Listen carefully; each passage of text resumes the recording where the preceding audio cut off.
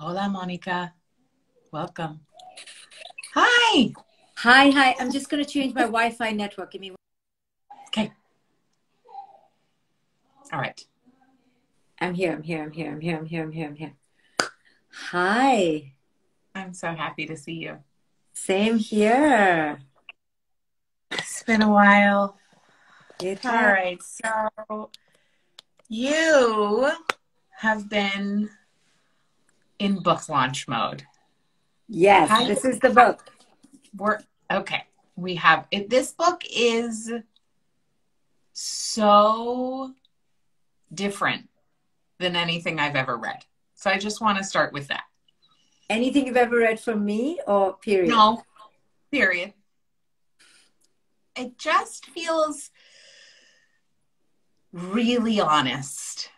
You know, a lot of what we talk about is like kind of honest. But you just have a way of, pulling the rug out in a beautiful way. So what was it that, was there a personal circumstance in your life? And I think I know the answer to this question, but what were the personal circumstances in your life that had you write this really honest book?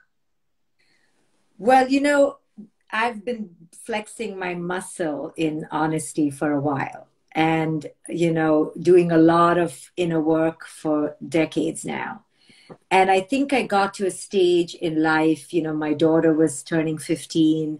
My marriage needed to go through like a drastic overhaul. I'm in, 44 at this point. I think something happens to women, when their kids become teenagers, if you've especially been with the same partner since your early 20s, there's a potential for the eggs to crack and the shell to completely blow to smithereens. So I think I just reached a point where I was ready for one of the biggest spiritual metamorphoses of my life. And I did it. My marriage did not survive my spiritual metamorphosis, which created more metamorphoses. I was hoping it would, but it couldn't. So I had grown and was hoping the relationship could come along, and it didn't, which made me grow even more, which made the relationship not come along even more. And so I was experiencing a radical awakening. And not only for myself as a human Shefali, but really in my consciousness as a teacher, a psychologist, a helper. And I just began to see stuff that I had begun seeing, but was also, like you said, kind of not wanting to see. And then I was just ready to see it all. And this is that book. It's that ode and homage to that radical seeing. And not everyone would agree with me or be ready for that level. Yeah, but that's I okay. did it. I did it to reflect what I was going through and what I was seeing as a psychologist, seeing as a teacher, and just calling it for what it is. Mm-hmm. You're so good about that. I love that about you. I'm going to share a quick story about you calling it like it is. When I called you very early in the pandemic, and you were like, and I was like, I am supposed to run this company, and I have 2 small children at home, and I'm losing my mind. And you were like, you're making this harder than it needs to be. And Right. It was one of those, I was like, oh, okay. It's so helpful, right? So I've seen you, you just call the BS. You just call the BS. And I'm curious, now that the book has been out for about 2 months, right? Ish. Yes. What are you finding? I find when you put out a book, you don't quite know what's going to stir people the most. Like, there are the parts that stir us the most, but then we put it out there and people are stirred by something else. So what is stirring your readers the most that maybe you didn't expect? Okay, so let me just give, somebody wrote here, sorry, please can you explain it simply? So we're talking about this book, A Radical Awakening. It's written particularly for the soul of a woman who wants to break free from her shackles of being a perfectionist or being in control of her life, or living a life to gain approval and worth from others. So it blows this entire paradigm that we women typically live under, and it just shatters it. So this is a book for any woman seeking deep connection with her authentic self. So I knew this book would, if my first books ruffled feathers, I knew this.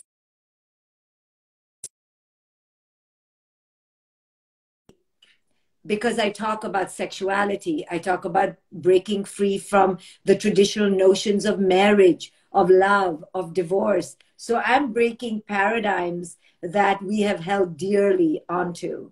So I knew this would really stab people. So literally, I get 5-star reviews or 1-star. This is a 1 or 5-star book, There is no in between, really. So I knew it. And that's what surprises me is how many women have resonated with it, and how many men have resonated with it, Yeah. and how people are ready for a paradigm shift. That is this. I'm always open to resistance. I'm ready for resistance. My work is not easily digestible. So I was just surprised that people are coming along with me, are willing to explore new paradigms. But I'll tell you, the 1-star reviews I get are people who cannot even take the book after like chapter 2. They're like, shut it down. Well, it's hard to accept that there are multiple levels of reality. It's a lot easier to just think things are how they are. Right? And so I can see why. And it's a book that requires, at least for me, I will share, some digestion. It's like I read some and then I'm like, wow, okay, let me integrate that. Let me run that through my body. So for you, as you were going through your awakening process, which obviously is a lifelong process, but the one that the version that led to this book, what was something you realized and you began to see that you had never seen before, that you were the most horrified by in your own lived experience? Again, I had been flexing my spiritual muscles for a while. So nothing took me by surprise, but I think I finally had the courage to just say it. But I'll tell you what has bothered me the most is just this whole paradigm of divorce, and how women are shamed, and what pressure we go through, and how scared we are. I mean, I saw, I'm an Indian woman in my subconscious, right? My deepest subconscious. In India, you do not break up a family. So I was confronted by my deepest conditioning. But then I began to see it's not just me. It's so many women, not even you have to be married, just the relationship breaker, just the boundary creator. Women are so afraid of conflict, boundaries, authority, the masculine energy. We're just so scared to take a path less beaten. And that's what didn't horrify me. I knew it, but I felt very charged to now give women, not like I'm not anyone to give permission, but help women give themselves permission to say no more. So this is a book about saying no more and saying yes to our sovereignty and our freedom. I was horrified by how unfree I had lived my life. I was horrified by how afraid I was. I was horrified by how tethered I have been to the opinion of others, even though I've been meditating deeply since 21. So these things horrified me. And I said, no more will I live this one beautiful life so crippled by unworthiness, so crippled by doubt and hesitation and ambivalence. I said, no more. So this is my coming out story, really, and my gift to women to come out. Well, it feels like the most personal of your books so far, for sure. Did it feel that way when you were writing it? Yes. In my other books, I was vulnerable about my parenting. And this one, I was vulnerable about my womanhood, my essence. So I was nervous, because I was really evening the playing field, like telling people, look, I'm really ordinary. I'm like really, really, I've been effed up. I've been confused. I've been unliberated.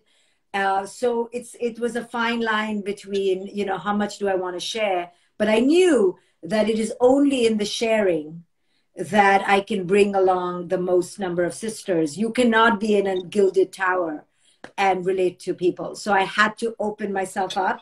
But I also, it's not because I was being vulnerable. I was about being honest, you know, Right. about as honest as I could be, as authentic as I could be. And there's no crown. I didn't feel like, wow, I'm getting a crown for this. It's the way I try to live most of my life now. It's just the path Yeah. forward is how do So you be the now that the book, most authentic. Yeah. yeah. And I think that's a really interesting distinction you make between being vulnerable and being honest. Tell me more about what you see as the potential differences or the overlap of honesty and vulnerability. I think, you know, vulnerability has been the new next threshold for humanity, right? It's been like, let's be vulnerable. So we get points for being vulnerable, which is hallelujah, great. But the reason we're not vulnerable in the first place is because we're not our true selves. When we are our true selves, there is no category called vulnerable. Yeah. You just are who you are. So while vulnerability has been a great stepping stone, I feel like many of us hold on to it as if it's our proud, you know, I was vulnerable, you know, well, you know, but, and then we don't want to deal with the backlash that can come with it because we were vulnerable. No, when you're honest and authentic and transparent, there's a dialogue that we need to allow. You know, you don't get points for just being vulnerable and everyone has to bow down to you now, you know? So it's become this coveted psychological, you know, crown we wear that, well, you know, you dissed me and I was vulnerable. You know, I was vulnerable. Okay, you know, the reason we have to be vulnerable is because we are not in our authentic selves. Yeah. Yeah. You know? So so you said this book either gets 1-star reviews or 5-star reviews, which I love, by the way, because, you know, you really want to get a rise out of people. That's how change is created. I find it's like, you got to make people uncomfortable, or, you know, I always say to people, go towards the thing that you're really excited about or completely revulsed by, you know, revulsed. Is that even a word? Anyway, Repulsed. thank you. And repulsed. And Thank you. repulsive. Revulse. Yeah, revulsion. Anyway, whatever. So I'm curious, how has it been for you? First of all, it sounds like you do read reviews, and what is it like for you? And obviously you've been at this a long time, so like you're very skilled at being a public person in the world. But I am just curious about your journey of receiving the inevitable negative feedback that one gets when they put themselves out there, but especially when one puts themselves out there as honestly as you have with A Radical Awakening. So I not only get 1-star reviews, I get big paragraphs around why it's a 1-star, like thick paragraphs. So for my first books, I never read reviews. But this one I do on Amazon only. I don't go digging. I do because I wanna understand where are people getting hooked, you know? And people are getting hooked because they call me a leftist propagandist. You know, I'm the devil herself trying to change culture. I'm going to destroy society. Like, they give me a lot of credit, you know? I'm like, I don't need so much credit. Yeah, very, very charged. So I like to read it because I want to understand where is the pain point, you know? And it's the same pain point around love, sexuality, marriage, and divorce, the unholy, you know, things I talk about, these things. So if you know what I mean. Yeah. So that's where the rubber meets the road. So I don't read reviews in terms of whether they like me or they like the book. I want to understand the cultural matrix and the psychology that I am combating. You know, not that I'm in a war, but I want to know my enemy. I want to know What is the psychology? It fascinates me. It is fascinating to read these critical reviews because they spend time. You know, now they've put effort. So I will read every line. And of course, the childish part of me wants to, like, you know, block them and give them the finger. But I know that this is fascinating to me, the psychology that is on the other side. Yeah. And I must understand it if I want to be an effective communicator. You know, in the same way, the adulation is also not for me. It's because the message resonated with them. That's all. It's where people are. So when people like us have a hard time getting reviews and negative reviews, we understand it's about that person's level of consciousness. It's nothing about liking us or not liking us. It's nothing personal. Yeah, well, they don't know you, so how could they even know? Right. Whether they like you or not. Right, but we could say something like, oh, they don't like my ideas. Yeah, they don't like your ideas. Correct. Yeah. Yeah. Correct. Well, I mean, and I think, let's be honest, like, you are trying to change society, right? Like, culture sucks in certain ways. I mean, it keeps us really, or we allow ourselves to be kept stuck in the paradigms, specifically around how a marriage should be, specifically about what a mother should be, you know, what a business owner should be. And so you use the word sovereignty. And I think that's a word that's, I love that word. And I'm just curious, can you talk more about sovereignty? What does that mean for you? And what does that mean in relationship to your book, A Radical Awakening? Right. So this is the book, Radical Awakening. So there are two layers to a radical awakening. The first layer is the awakening or the awareness that you're living in a false reality within yourself and outside yourself. That this cultural matrix has conditioned you with perhaps all lies. That's the first awakening. What has been done to me? And the second layer, which is the radical part, is how I have now co-participated and continue to co-create my false reality, what I do to myself. So this is the basic principle. And I don't let the foot off the gas in terms of how have I co-created my mental reality right now. And I do talk about real victims, and that when you are physically abused, that you did not create. That is called, you are a victim, own it with power. So sovereignty occurs when you become clear of what has happened to me and then how I continue to let it happen to me. That is where you become sovereign in your ownership of your co-creation. So there is no one to hate. There is no one to blame. There is no victim. You know, so many people reading the book wanted to know more details of my divorce or my marriage or my ex. You won't find any, like any. They're like, oh, maybe he's this, or maybe they won't know, because it is irrelevant to my consciousness. And I know I sound brutal, but I say this to parents too.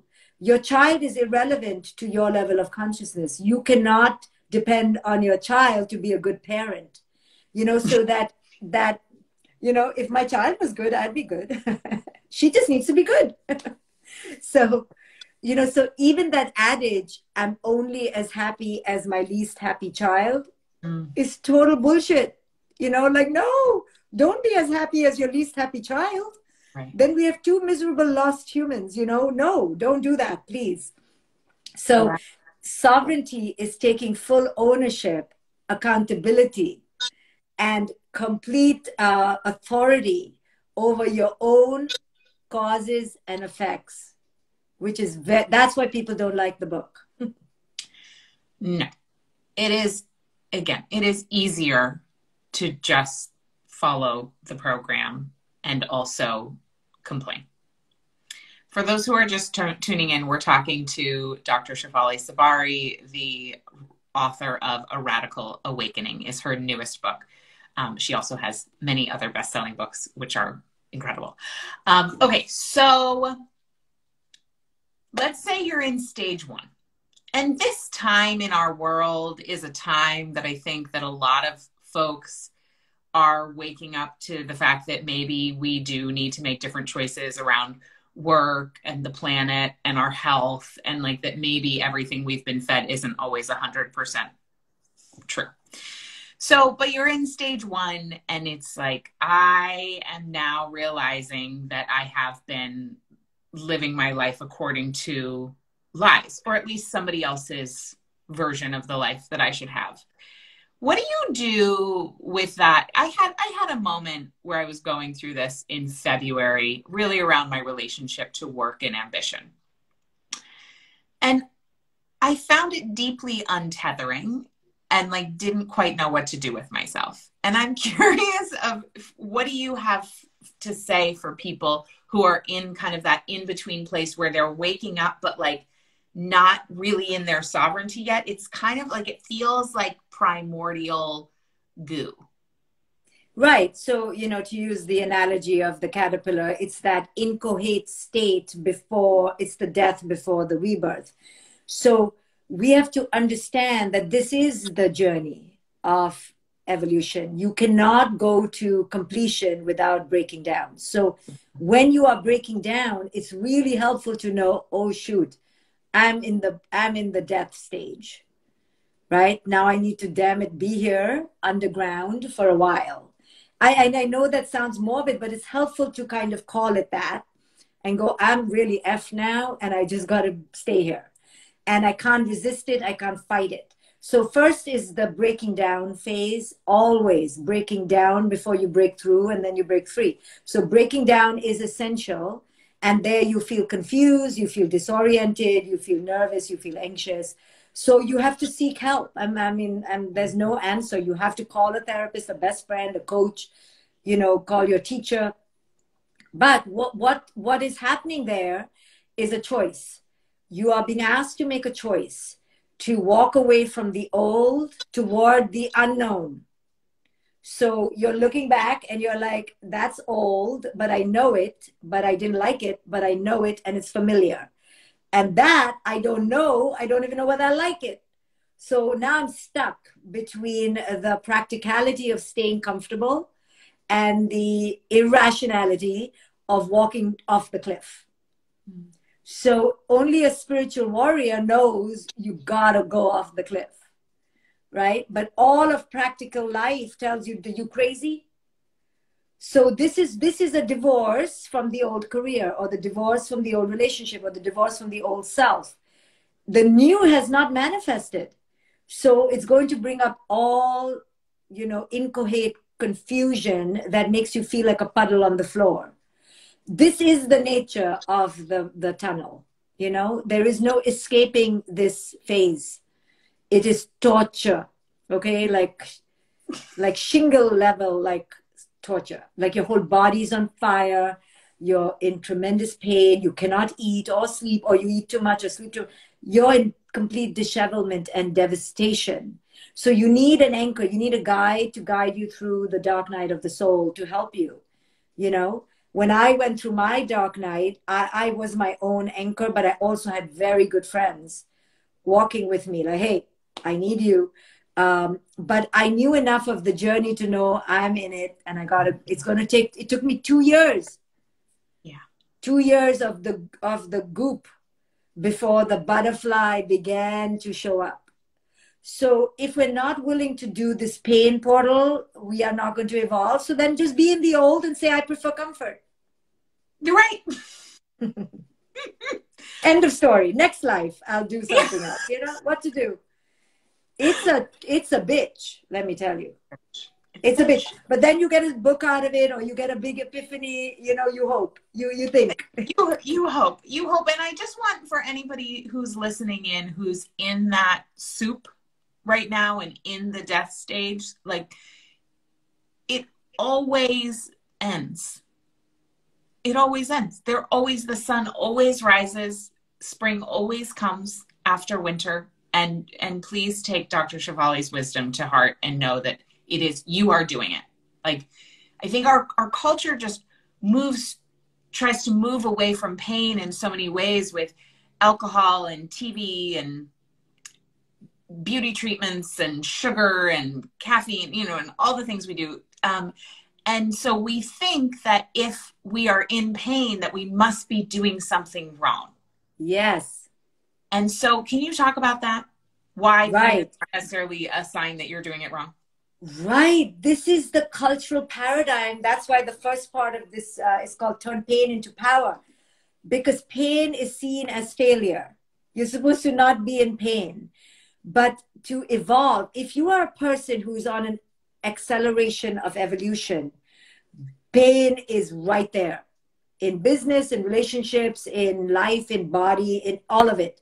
You have to go to the gym. You have to hurt. You have muscles have to crack for the new to, right? At every level, you can't eat the chocolate. There's pain.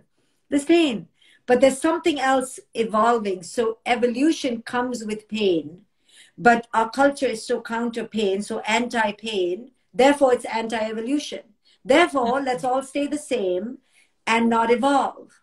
So there will be 99.999% of the matrix who will stay the same. You have to decide, are you part of the 0.1% who dares to go out of the matrix? If you go out of the matrix, that means you will have to learn to embrace pain because you're leaving the cage. The cage is full of pain, but at least it's familiar pain. We're all just numb to the pain. We're all in the opioid den. We are drugged. Yeah. Now, to live a life without drugs is freaking more painful, right? Because you're awake. But you have to decide, do I want to be awake or do I want to be asleep? Do I want to be awake or do I want to be drugged? And if you're awake, now you're going to have to feel pain and have a relationship with pain where the pain in itself, the experience is the power. There's no after pain comes power. It's not after pain comes power. It is befriending pain is power. It is in it that the whole experience lies. There's no after this, then this. So once you learn how to deal with pain, how to befriend pain, sleep with pain, you are in power. Yeah. And once you touch that, then you realize, oh, I didn't need that. I didn't need this. I didn't need that. And that is liberation. Yeah. But it's a journey. It's a process. It is a journey and it is a process. So I would love to know, I know we have a bunch of people on here who've already read A Radical Awakening or who are reading it right now. If you have a question for Dr. Shefali, please write it in. We would love to get that answered for you while we have this precious woman and her precious time. So while we do that, what about when you're in pain? I know this isn't necessarily like what you talk about all the time, but I know you can talk about it. You can talk about anything. And so what about when you're in pain and you're just literally in the moment of reaching for the thing that you do to numb? What do you do in those moments? And I don't know what your numbing things are, but I know we all have them. So what do you recommend when you're in that soup, you're in the pain and you're like wanting to own it, but just really want to eat a sleeve of Oreos or drink a bottle of wine? So it's hard because you should eat the Oreos if that's what's calling you, but you gotta have a time limit. You gotta say after Monday, no more Oreos. I can indulge in my pain in the passive, childish way for 24 hours or 48. So I give myself, okay, this deserves the wine and the cookies. Sorry, my higher self, I'm leaving you wherever you want to live in heaven or wherever. See ya. I'm going down to earth and I have to descend because I'm in too much pain. So I allow myself periods of complete little I, big ego, pain body, and I indulge in the senses. But I know that cannot be my destination, that my destination has to be the processing of my patterns. The reason why I'm in this place is only because I reenacted a goddamn pattern, So what I'm going to eat, I'm continuing the pattern, So I'm like, okay, let me continue the pattern for 2 more days, okay? And then I'll stop, then I'll figure it out. So I do more of the pattern, drink, eat, what else do people do, But eventually The slap is that I'm here again because of my pattern. So now I need to go roll up my sleeves and look at this mammoth, this monster of a pattern in the eye and go, tell me how to get rid of you. Tell me how to break you, because you're breaking me. Yeah. I love that approach. Yeah. So, the pattern is the enemy, nobody on the outside. right. No. So we've had 2 questions come in around, around difficulties with our parents and how, so because we receive, I think, a lot of our programming from our parents, and then some of us have difficult relationships with parents as adults. And so much of therapy is unpacking stuff with parents. How do you recommend walking that line between knowing that, like, many of our patterns were handed down from parents and then just in our literal DNA, and then separating from that, being like, no, I'm going to be sovereign, right? Like you talked about, you're not going to find details of your ex-husband and it doesn't matter, right? Like, you are sovereign, versus also the possibility of having a conversation with somebody to help shift a pattern. Like, I know that's not really a question, but can you just kind of talk about how do you know when to just be sovereign and let them be who they are versus have a conversation about pain that somebody else, it feels like somebody else might be causing, whether it's a parent, honestly, or a spouse, or your male person. Right. So the first big chunk of our work has to be to understand the internalized parent. It doesn't matter whether they're alive, dead, still doing it, real, fictional. It doesn't matter. It's who we've internalized. That's who we're in relationship with. So we have to now figure out our relationship with this internalized voice and reparent ourselves before we can have a conversation with anyone on the outside. I mean, that's how irrelevant the other person is after the age of 17, 16. Yeah. You know, I allow people to be children and bitch about their parents. I let them go all the way till 28, but 28 is really my limit. I'm like 20, 21. Okay, come on. Oh, you were really traumatized. Okay, 25. You were really, you know, abused, 28. After 28, we got to stop. We got to figure out our own reparenting, and we have to let the other one go. And it's not even about forgiveness. It's just, it's all in here now. Your relationship with your mother is here. My daughter's 18. She has a relationship with me that's not me. It's in her head. I see.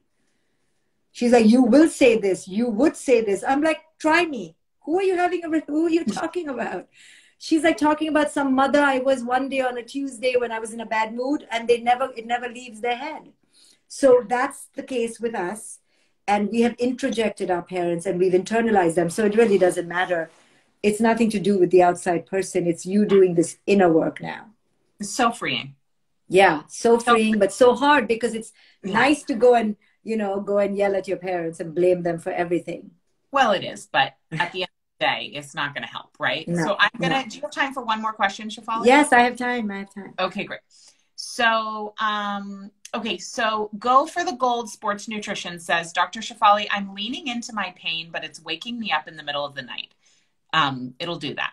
So, do you have any tips? Yeah. So don't resist the waking up. You know, you're in a tunnel. You accept that you're in the birthing canal. It's like if you've ever been in labor, you're like, I'm going to be here for 48 hours. So multiply that with life pain. You're going to be there for 2-3 months. So if you accept, oh, it's still dark. So when you wake up in the middle of the night, don't be in resistance. That's what being in the tunnel does. It wakes me up. I'm hungry all the time, or nauseous all the time. Whatever the symptoms of your unique temperament, oh, I'm still in the tunnel. Here I am again. You cannot resist it. Resistance elongates the tunnel. Yeah, don't resist the tunnel. It just grew another 10 feet. That was so good. That is so true. Okay, do you have time for one more? Yes. Okay. Alan now runs the world.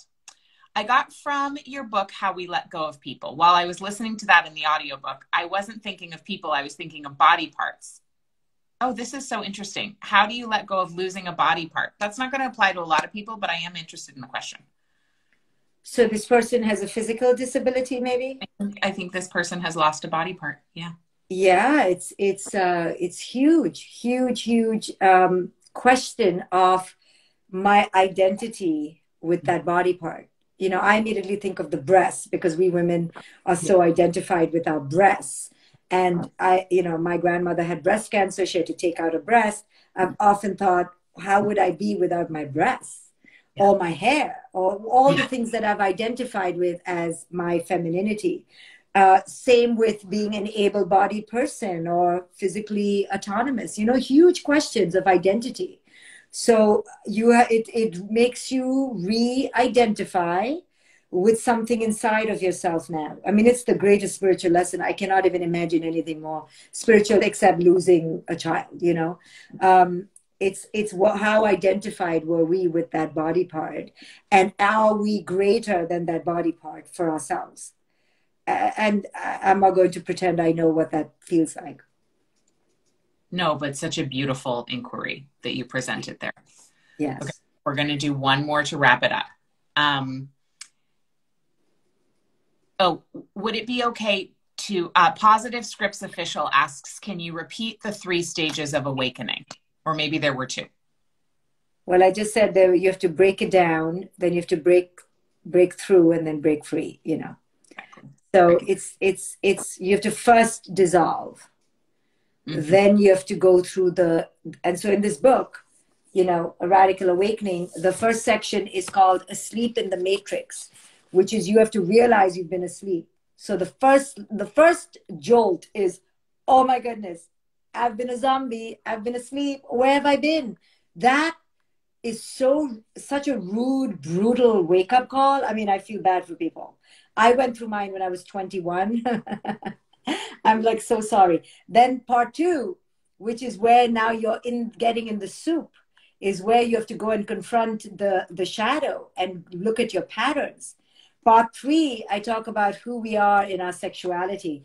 Part 4 is cracking the matrix. So now you begin to see all the lies around the institutions we've been told are true, but they're really constructions. And part 5 is awakening. How do you truly awaken? So I divided the book according to the journey. And most people who've given me 1-star stop after part 2. Part 3, that's it. No more. Cannot do it. Wow. They're like, she started the first 2 pages was so nice. What happened to her? Well, you are not nice. I'm not nice. No. People should know this. No. You're profound. I try really hard, though. You are kind. You are loving. But I would never describe you as nice. Yeah, then I've achieved my goal. Okay, thank you. I am grateful for that. Thank you so much, Dr. Shefali. Thank you, everyone. Everybody, please, will you hold up the book one more time? Okay, A Radical Awakening. Go out and get the book. I am saving this live here on my Instagram. So if you are just popping in, you can just watch the whole thing. I love you so much, Dr. Thank you. I love you so much. I'm so grateful. Thank you for everything you do. Thank you, community. Bye, guys. Thank you. Bye. Thank you.